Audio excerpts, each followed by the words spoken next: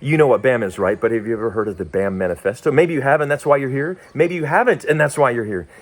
BAM Manifesto was written 20 years ago by over 70 people from countries all over the world, all regions, from different ethnic backgrounds, different languages, different church. They come from the church. These are our constituencies. They come from mission world. They come from the education or academic world, and obviously from the business world. And they put their heads and hearts together, and God produced the BAM Manifesto. And the growing and maturing BAM movement has been built in a real sense on that manifesto. Let me tell you about it. We decided to get together with some of our friends, BAM practitioners, BAM mobilizers, and say, how has this document as an underpinning for the BAM movement been important to you? And their feedback to us helped us identify 6 hallmarks of a growing and maturing BAM movement.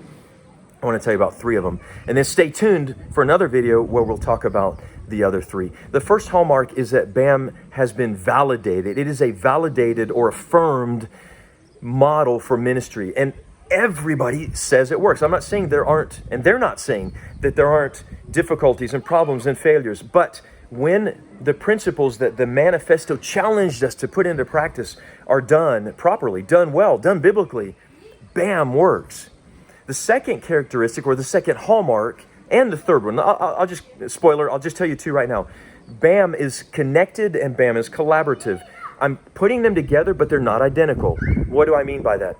BAM is connected to a larger group of movements, set of movements all around the world that God is doing. Think of God's mission to, in, and through the marketplace.